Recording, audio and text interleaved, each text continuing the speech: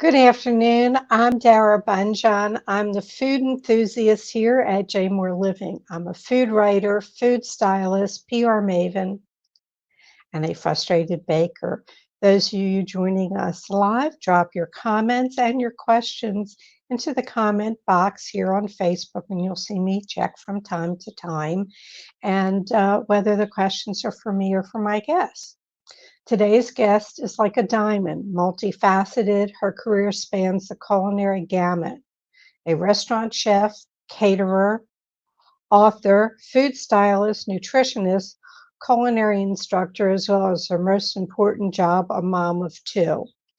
Adding most recently to her resume, her new bright, colorful, and educational illustrated book, The Vita Gang Mysteries: Who Stole Vita D? This is for young children. It is ideal for kids who love adventure, food, cooking, and a wild mystery. Let's welcome Chef Mary Payne Moran. Hi, thank you so much for having me. Oh, I'm excited to have you here. And I must tell folks that we were chatting before online. And I'm going to ask my typical first question, and then we might get back to what we were talking about. What's on your plate today other than doing this show? Well, I'm flying into Oklahoma City to celebrate my dad. He is receiving an award for the Oklahoma City Zoo. So tomorrow night. So I'm very excited to see family. And just typical mom things. Well, that sounds like a great adventure. Another one for Chef Mary from Vita D That's right. Mysteries. We can probably build something on that with a zoo. Is that book number two? That is not book number two, but book number two is in the works. I spoke with the illustrator this morning, actually. I'm very excited about the new one that will be hopefully coming up next year. I'm curious. I have a lot of questions down here, but we've walked in the door of your book, The Vita Gang Mysteries: Who Stole Vita D? How did this book evolve? Was it a COVID thing that you're home and you're looking to do this? Let's talk This about is what inspired it and let's tell people more about it. well, this is something that is so important and so magical. It started in 2006, a long, long time ago. Um, and at the time, I was teaching healthy cooking and nutrition to children across the country. And I had this wonderful show called Veggies or Not, Here I Come. And I would go into schools and I would teach them about, the importance of eating healthy foods, what a healthy food is. And I created these vitamin characters. And they were the ones that are most prominent in our diet: A, C, D, E, K. Um, and uh, when I was teaching the kids, I drew these characters, and they would say, "No, they can't be people. They have to be letters." And so then I would kind of redraw them, make them letters, and then we would go through and talk about, the properties of vitamin C, um, what vitamin C did for the body. And so then they would say, "Oh, she needs a blaster," and so the characters really evolved because the children loved it. And so then over the course of, a couple of years, I began writing a story. And again, I was always teaching children. And so the children would help guide the story. And it was wonderful to have just constant feedback and just being able to connect with the kids. And then in 2016, I decided to go ahead and get it illustrated because I love them so much. Um, and after that, I sent it out to publishers across the board, and everybody said, "Well, you weren't supposed to illustrate your book, so we're not going to publish it for you." And so I put the book to bed and I let it kind of just lay quiet for a really long time. And then in September, I was teaching a class, and only one person showed up, which, sometimes happens with LA busy lives. And we had this wonderful conversation, and I started talking about my book. And he said, the self publishing world is not what it used to be. You should just go for it. And so in November of last year, I just decided to press, click the button.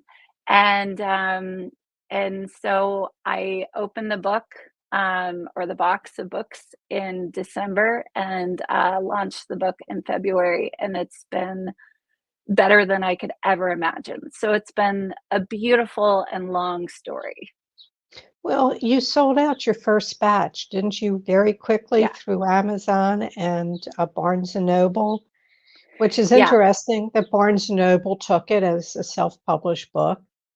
Yeah. So how many have you republished how many times, or did you double it? What did you do? I haven't seen the numbers yet, but I keep selling out regularly on Amazon. They haven't been able to keep it in stock. And I know that it is in stock and available now. I think they're finally keeping the quantities that are needed. Um, it was really exciting. Howie Mandel picked up my book, and loved it right from the moment he saw it, which was thrilling. And Jason Blum of Blumhouse shared about it with his fans.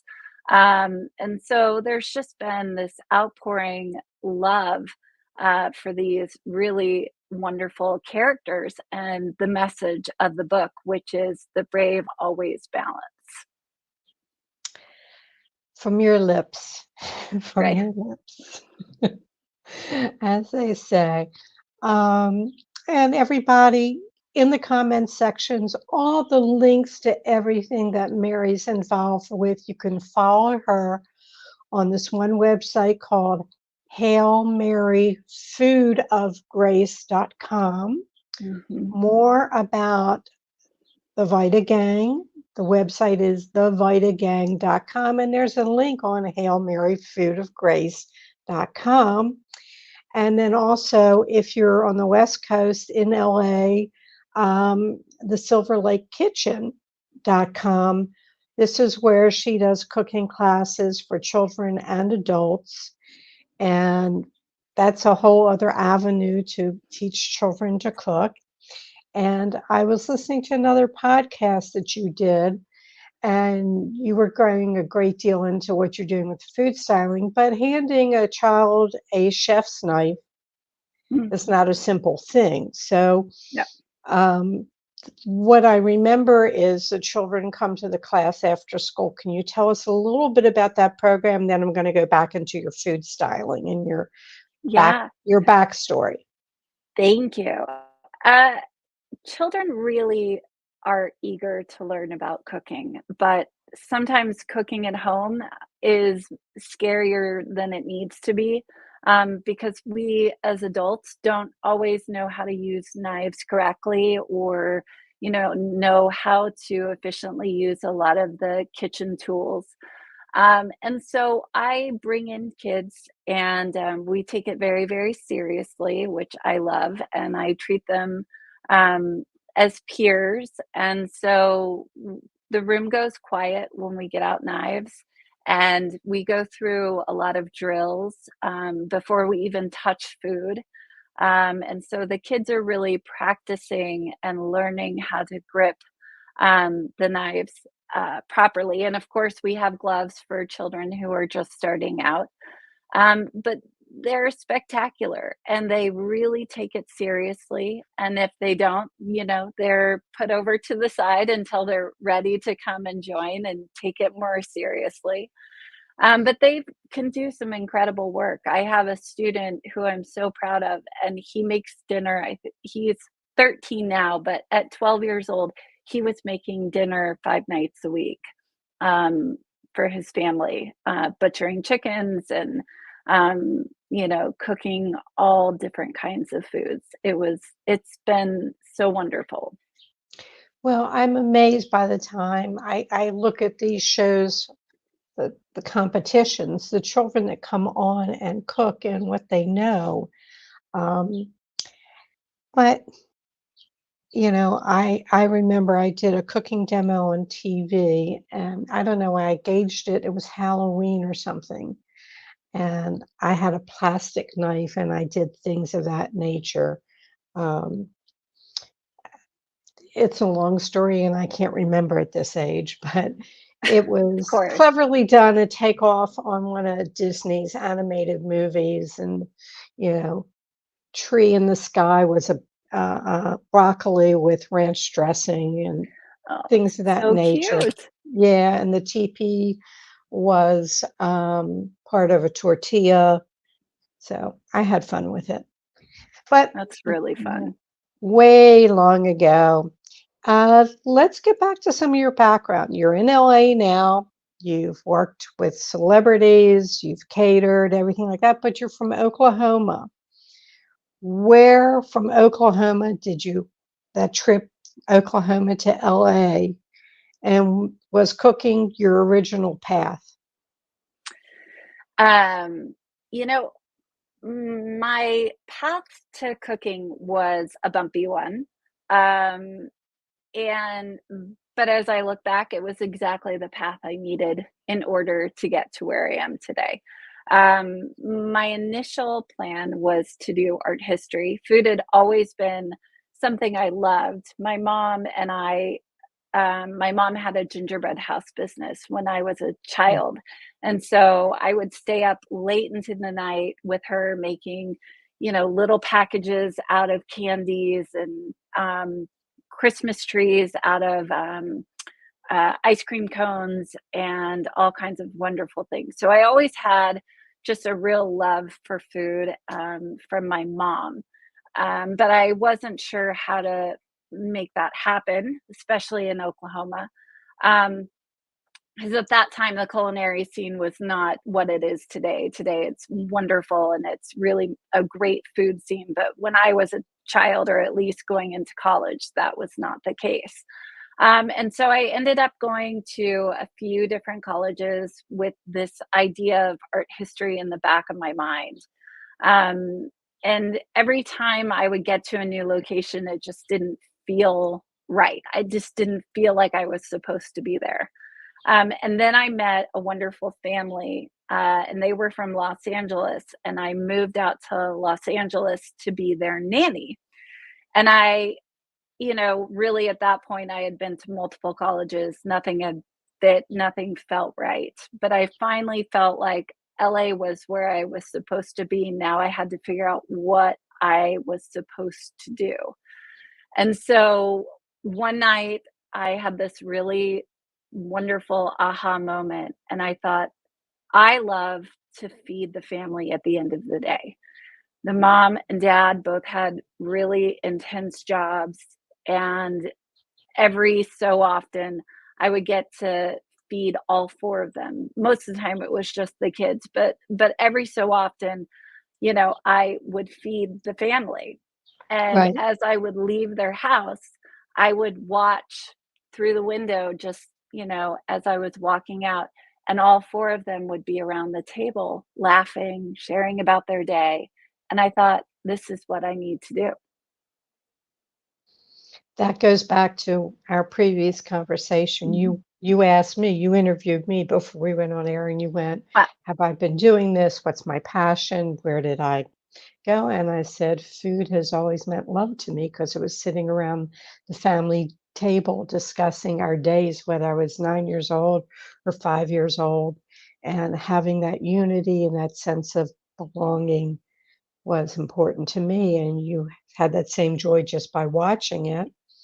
Um, so let's see, you went to the Culinary Institute out in LA. Mhm. You went to Italy and studied there. Mhm. And then you got certification sort of as a nutritionist and weight management. Yep. All right. You have done So your research. Well, the other Dara, who is her publicist, is very good. So I got a lot of information. And I we're love it. talking, yeah. Um, so in reading and listening and doing things, uh, you ended up food styling. You worked in restaurants, and I don't know what if the food styling was before the restaurants or after the restaurants. I know you suffered a very bad injury and had back surgery and had I to did. rethink. So was the food styling along with the restaurants, or how did your food styling come about? So during culinary school, it would end about 10 o'clock at night. I took the afternoon class that went into the night, and my husband was working on Gilmore Girls at the time, Ah, which okay. is a very popular show. And so at 10:30, 11 o'clock at night, I would leave culinary school, and I would be driving and I would say, hey, I have 2 dozen bagels or 2 dozen scones or 3 pies. You know, does anybody want them on set? And of course, the answer was always yes. And so I would go on set with all of my goodies, and immediately all the crew, all the cast, everybody would kind of just surround me. Um, and I was able to meet April Guerin, who was the food stylist, and she was looking for an assistant at the time. And so that was my first job, was doing food styling Suki's kitchen and all of the other food scenes throughout Gilmore Girls. And then I kept doing it because it was so much fun. But a completely different animal, as you know. Food styling is a wild adventure. It's a wild adventure, and there's different levels on the food styling. But I want to ask because everybody, if you don't remember Gilmore Girls, Suki's Kitchen was the chef on the show, which was Mhm, Melissa McCarthy. mhm, And in your bio, you catered her wedding. Was it because mhm. of that connection? It was. Melissa, she was is the kindest human, and she came to me, and she had been eating my food for a year when I brought it to set, and she proposed this idea of me catering a wedding. And of course, I was 23 years old, just out of culinary school. I know but I took it very seriously, as I do everything. And so I did a sit down dinner, I think, for 200 people on the top of a Los Angeles building. And so I had to get, all of my paperwork, all of my insurance. I had to hire a staff of like 30 people to handle the, massiveness of this ordeal. But I got it done, and it was a great success. And she got married, and they're still married, so happily ever after. It's, LA is such a different animal from the East Coast. It's a different animal from San Francisco as Yeah. well. And I listened and heard that, you've done some food styling on Hell's Kitchen and other shows. And I know one of the um, OGs of food styling in LA is Denise Vivaldo. Hmm. And I've known Denise for a number of years. My food styling was usually fairly simple. It was a cookbook author was coming to town. I'd get everything prepped, have the beauty shots here and in DC. Only one time did I do one. It was for commercials, and I was in a truck and it was on level, and the gas stove and the water, and I'm just sitting there going, if I make it through this, that was the last big thing that I did, and, that or maybe Stephen Reichlin, he'd come to MPT and he'd do an event, and I've worked with him so many times, so we go there. So, I wanna ask you because I heard you talk about the bear, so people who are listening, The Bear is a show on, I can't remember the channel, but you can get it if you get, not Paramount, but Peacock, Hmm. FX. It's on FX. And probably the most amazing episode, and I know that you watched it, but I don't know, did you watch the Christmas episode, The Feast of Seven Fishes? Yeah, I had to break that up into like smaller bits. It was such an intense episode. It was so good, but there was a lot to unpack. It I looked at it, and folks, just find that episode alone. A lot of guest appearances, but the dance in the kitchen between the actors and the food, and I'm sitting there. Yes, I was tense. A friend just told me about this is a new one, folks. You can find it on Netflix called The Boiling Point. Have you Mm, heard of that one? I haven't. That's another intense one, but that's intense in other ways. Um, but in The Bear, you can see the actors actually cutting and doing some of the cooking. Boiling Point, they always cut to the hands. Mm, And the only hmm. thing you see them doing is they have the tweezers out putting food on the plate, but it's still intense and still gives some insight to being in a restaurant kitchen. Let's see. I'm going down her notes, things that I want to talk, episode, yada, yada, yada. Um, and did you not just recently have some more surgery that have to do with your back? No, not my back, but I have been undergoing mouth dental surgery for the last year, and it has really pushed my level of tolerance to a new height. Um, so I'm almost finished. I have one more left. I had a surgery 2 days ago, more of a procedure. Um, I had too much orthodontia when I was a child, and so because of it, um, the roots of my teeth, regressed and bone loss, and so this whole year, they've been rebuilding with Implant. bone and gum. Yeah. Yeah, So it's been a lot, but that's just part of our stories, right? right. We just keep going. Yeah. I think about your back, and I think about being in a restaurant kitchen, folks. If you've watched any of these shows, the intensity of being in a restaurant kitchen and it's lifting pots. And if you're a woman in a restaurant kitchen, you can't turn around and ask the guys to lift the pot. You No. have to do it. Mhm. And being on your feet all the time, lifting things, and it's very easy to understand how someone can hurt their back, but then the catering, and that's the schlepping and the carrying, and it's intense. There's most chefs I know have the back and leg issues, knee replacements going on.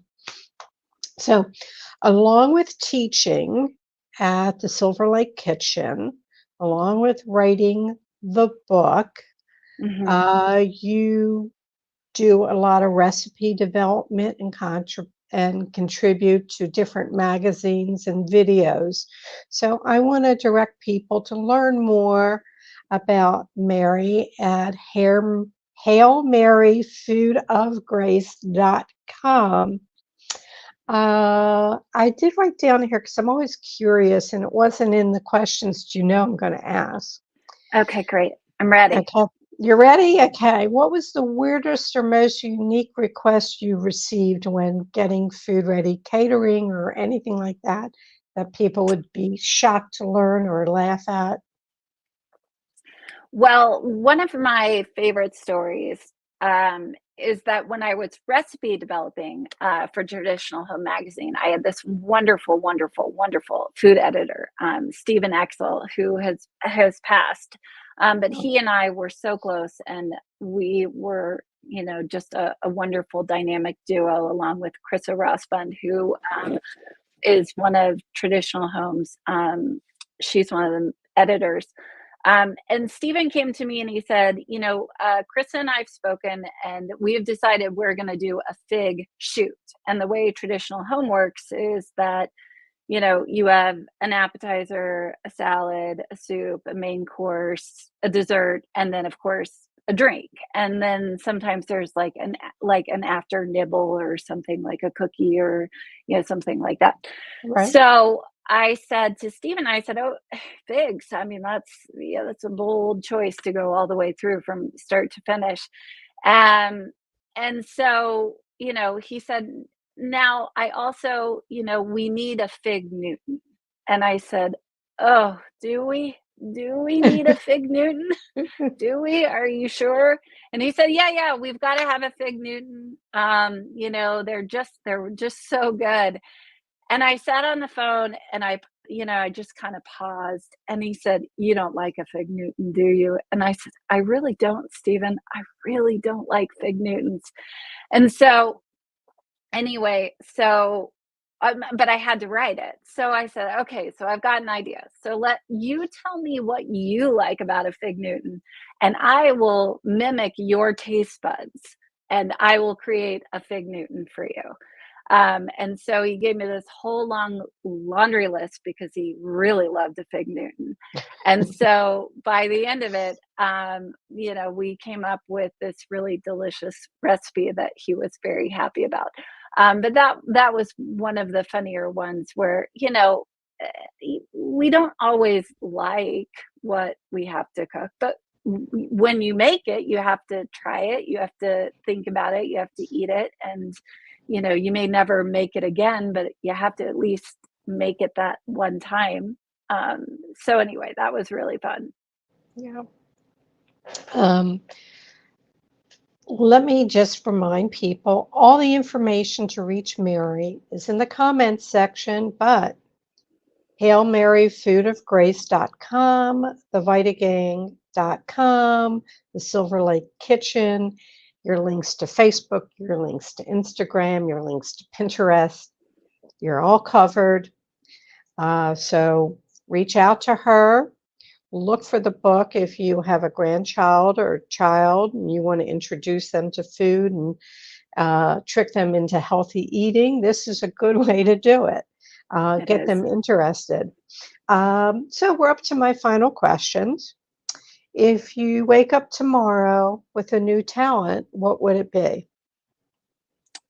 I think it would be a singer. I don't know why. I think, there was this one birthday party and one of my friends he has a band. And for, I think my 30th birthday, I got up on stage and I sang like one little note and I thought, oh, this is kind of fun. I could do this for real. So that would be my alter ego.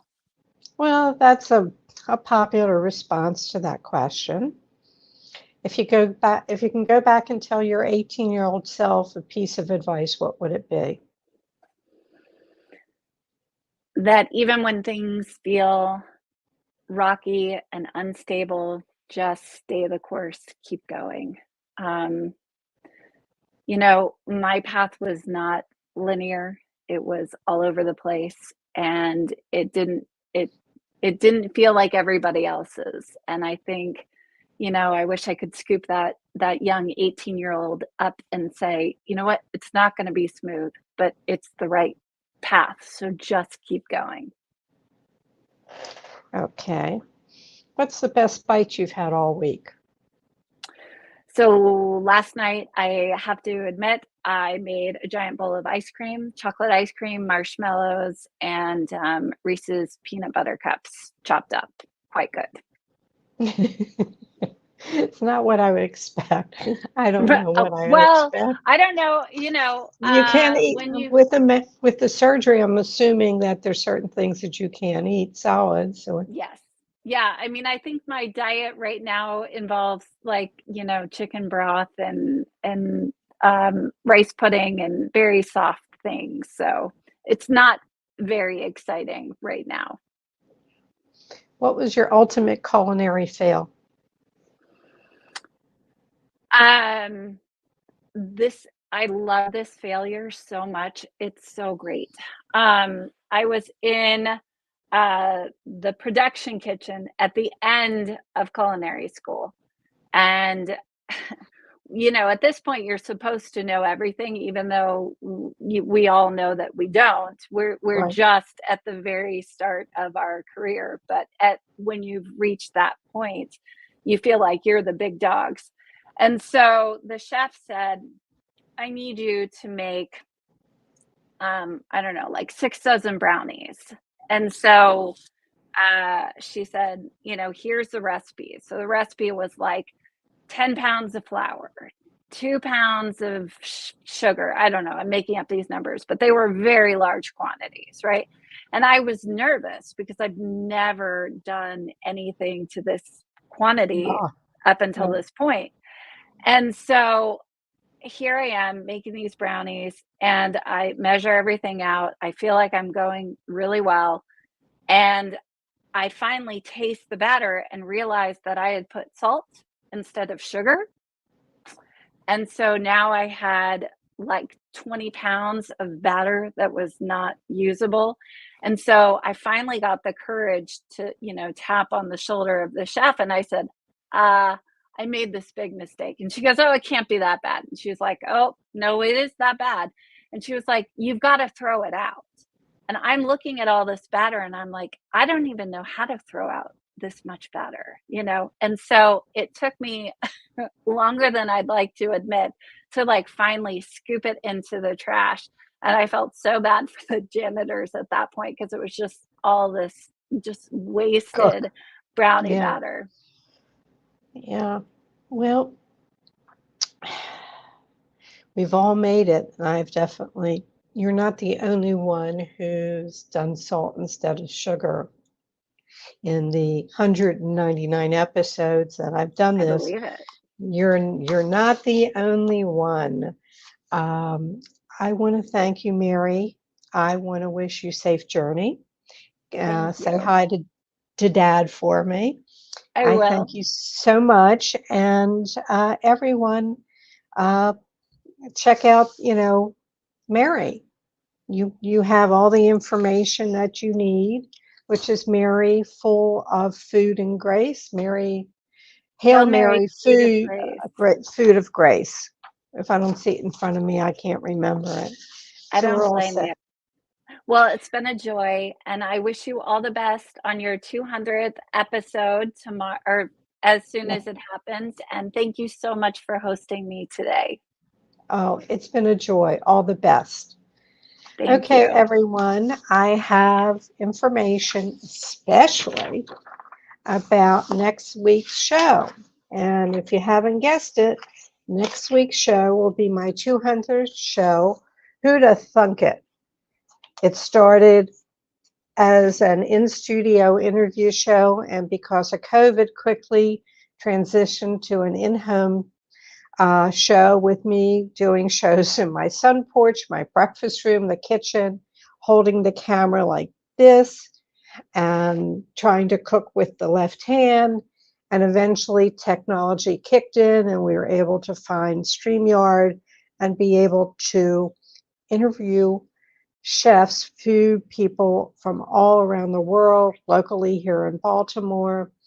And I started December 2019. And for all those old timers who will remember this phrase, I've come a long way, baby. The 200th guest needed to be very special to me, and it is Giuliano Hazan, cookbook author of the international bestseller and James Beard nominee, The Classic Pasta Cookbook. The International Association of Culinary Professionals named him Cooking Teacher of the Year. He and his wife run an acclaimed cooking school in Italy. He is the only child of Marcella Hazan, the Diane of Italian cooking. Her cookbook, the Classic Italian Cookbook, is meant to be on every cook's shelf. Marcella would have just celebrated her 100th birthday. With that said, we will talk Italian cuisine, Marcella, and her life as well.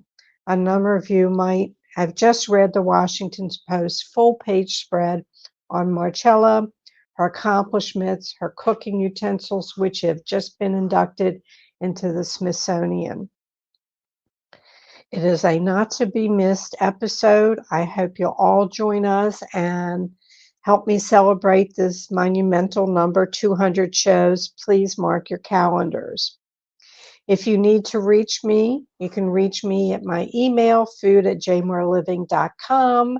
My Instagram is @Dara Cooks, and I do have on Facebook the Food Enthusiast page, so you can find me there. All shows are immediately archived in video form on Jane Moore's Facebook page and jmoreliving.com. We truly appreciate when you share our show with friends and family.